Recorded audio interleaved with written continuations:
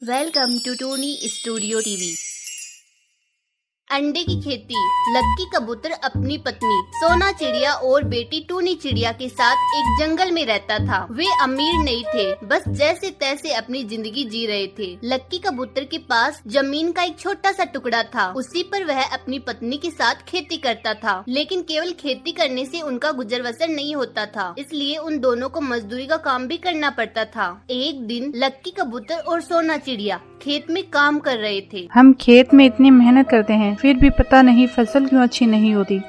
हाँ, हमने इस बार तीसरी बार फसल बोई है, लेकिन एक बार भी फसल अच्छी नहीं हुई। मुझे लगता है हमारी जमीन बंजर हो चुकी है। मुझे भी ऐसा ही लगता है, परंतु इसे फिर से उपजाऊ बनाने के लिए इसमें महंगी दवाई डालनी पड़ेगी और उसके लिए हमारे पास पैसे नहीं है। हाँ, आप सही कह रहे हैं। अब हमें मजदूरी करके ही अपना और अपनी बेटी का भरण पोषण करना होगा। वे दोनों उदास मन से घर लौट आते हैं। उन्हें इस तरह उदास देखकर टूनी चिड़िया उनसे पूछती है, मम्मी पापा, आप दोनों इतने उदास क्यों लग रहे हैं? क्या हुआ? क्या इस बार भी हमारी फसल अच्छी नहीं हुई? हाँ बेटी, सारी परेशानी टूनी चिड़िया को कह सुनाता है, जिसे सुनकर टूनी चिड़िया भी उदास हो जाती है। ऐसे उदास बैठे रहने से कोई फायदा नहीं। जो किस्मत में लिखा है वह तो होकर ही रहेगा। चलो अब हमें मजदूरी पर भी तो जाना है, वरना शाम को खाएंगे क्या। और हाँ टुन्नी, तुम हम सब के लिए खाना बना लेना।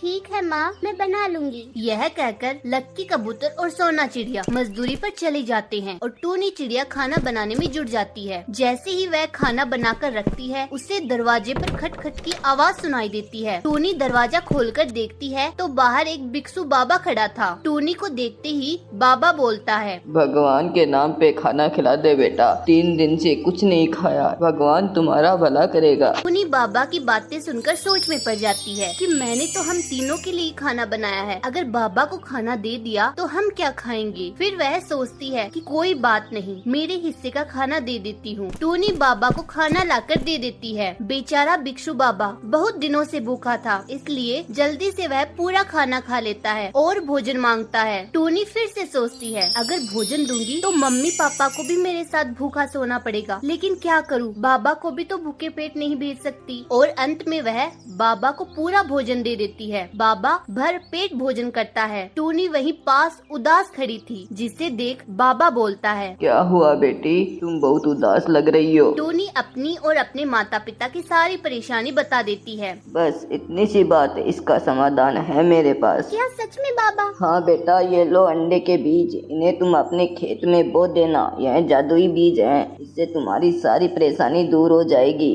और फसल भी बहुत अच्छी होगी। टूनी वह बीज ले लेती है और बाबा वहाँ से टूनी को दुआएं देते देते चला जाता है। टूनी बेसब्री से अपने माता पिता का इंतजार करने लगी। जैसे ही वे आते हैं, टूनी उन्हें जादुई अंडों के बीज के बारे में बताती है। वे भी बहुत खुश होते हैं, लेकिन घर में तो खाने का एक दाना भी नहीं था, इसलिए वे तीनों भूखे पेट ही सो जाते हैं। अगली सुबह वे जल्दी उठकर उन जादुई बीजों को खेत में बो देते हैं और वापस घर लौट आते हैं। अगले दिन जब वे फिर से खेत में जाते हैं तो उन्हें अपनी आंखों पर विश्वास ही नहीं होता कि क्या ऐसा भी हो सकता है, क्योंकि खेत में अंडों की फसल उग चुकी थी और उस पर बहुत से अंडे भी लगे हुए थे। लक्की कबूतर अंडे तोड़कर बाजार में बेच आता था, जिसके बदले उसे बहुत से पैसे मिलते थे। ये जादुई अंडों के पौधे तो कमाल के थे, क्योंकि पहले दिन अंडे तोड़ते थे तो दूसरे दिन और भी ज्यादा अंडे लग जाते थे। अब टूनी चिड़िया के परिवार की गरीबी धीरे धीरे खत्म होने लगी और अब वे अमीर हो गए। जादुई अंडों की फसल की एक और खास बात यह थी कि यह फसल पूरे साल हरी भरी रहती थी और पूरे साल इस पर फल आते थे। जादुई अंडों से प्राप्त पैसों से लक्की कबूतर गरीबों की मदद भी करता था। एक दिन वे सभी खाना खा रहे थे, तभी वही भिक्षु बाबा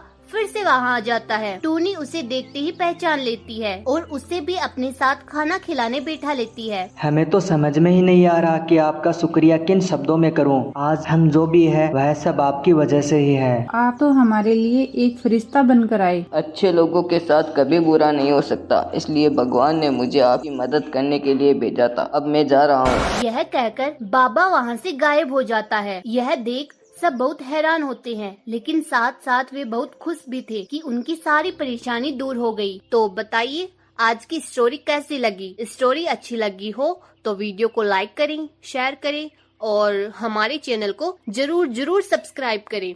थैंक्स फॉर वॉचिंग।